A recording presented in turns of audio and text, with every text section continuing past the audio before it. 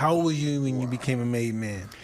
I was, when I became a recruit, I was 22. Yeah.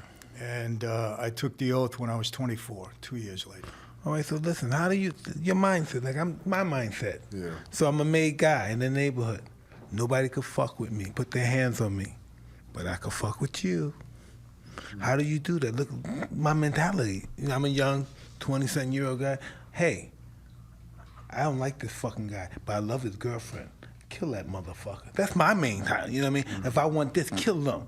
You know what I mean? If I want that fucking house, he has a business, fuck him. If I was a mob, that's what, so does that thought goes through your mind? You know, Mike, now, honestly, I got involved in a life really to help my father. I mean, that was my whole motivation. Oh, see, I would be so self-absorbed and stuff from the mob. If I was in the mob, I'd be so self-absorbed. Yeah, but you know what? It happens. I mean, it's a rush because, you know, you got a ringside table wherever you go. People give you a lot of respect. And, you know, you try to carry yourself the right way. You don't want to abuse that. How do you do? You never had that before, and all of a sudden, boom. It's never like this. I give you a little bit at a time. It's just all at once. Boom. You're made. Yeah, but understand, I grew up with it. You know, I mean, look, I spent my childhood in the Copacabana meeting everybody from Sinatra on down. So, you know, my dad was that kind of a guy. I mean, when he walked into a place, I mean, he was a different guy. Respected. People really looked up to him. They really respected him. He carried himself well, and he was a tough guy. I mean, there's no question about it, you know. So, I mean, I grew up around it, and I really admired and respected my dad. But when I got into the life, you know, number one, I wanted to get him out of prison, so I worked hard on that. And number two, honestly, I wanted to be the best possible mob guy I could be. So What's that consist? Yeah, what did that mean? You know, in that life, you kind of make your own way. They had guys, I'll give you an example. I took the oath in 1975, right, on Halloween night, actually. There was 6 of us that night that took the oath. And we had 115 made guys that actually took the oath. Out of the 115, 20 of us were earners. The other guys were just... That means you bring in money. Yeah, we were earning. We were earning really for everybody else. The other guys who got him a union job, who was doing a little bookmaking, you know, trying to scratch out a living. So I was determined to make money, and I had a head for business, and I used the life. I knew how to use the life to benefit me that way. So I took advantage of that, you know, and I got involved in a lot of different things. And, you know, I came upon a scam. I'll tell you what happens, Mike. There was a guy, Italian guy around me, right? He kept coming to me. He had a couple of gas stations on Long Island. He had like a wholesale operation. So he comes to me and he says, Mike, he says, you know, I got these 2 guys from another family. They keep trying to extort me. He said, you got to help me out. Because I was kind of the guy on the island when I moved out there.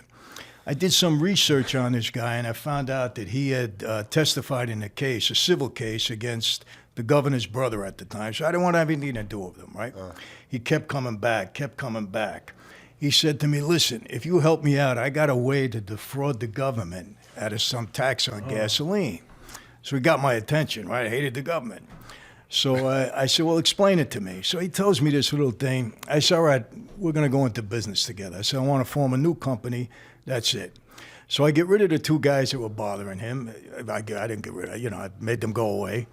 And I put this guy, Vinny, around me. I had a guy around me. He was a big guy, right? He was a butcher. Big scar across his head, a real, Sounds you know, gnarly. Yeah, a real 4-bar. I says, Vinny, watch this guy, Larry. Let's see if he's got something.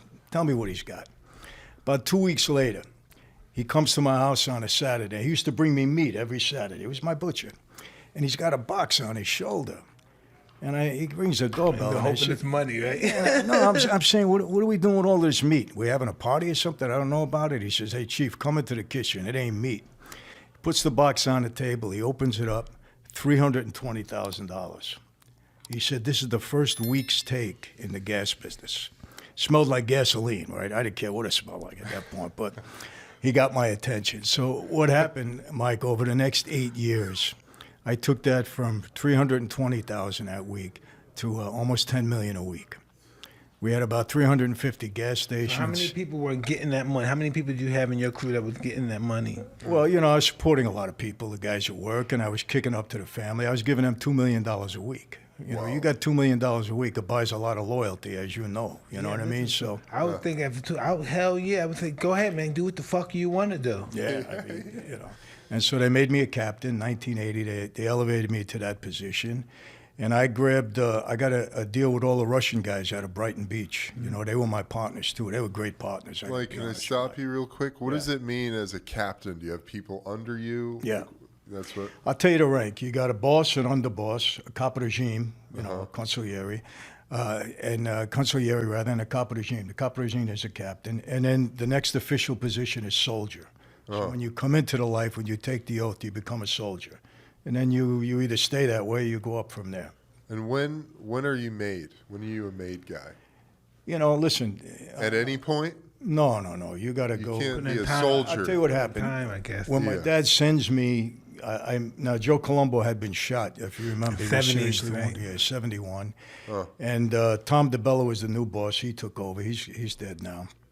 And I sat with Tom, and he says, Mike, I got a message from your father. He said, you want to become a member of our life. Is that true? I said, yes. He said, here's the deal.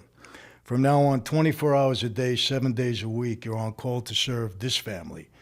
That means if your mother is sick and dying, and you're at her bedside and we call your service, you leave your mother, you come and serve us. From now on, we're number one in your life.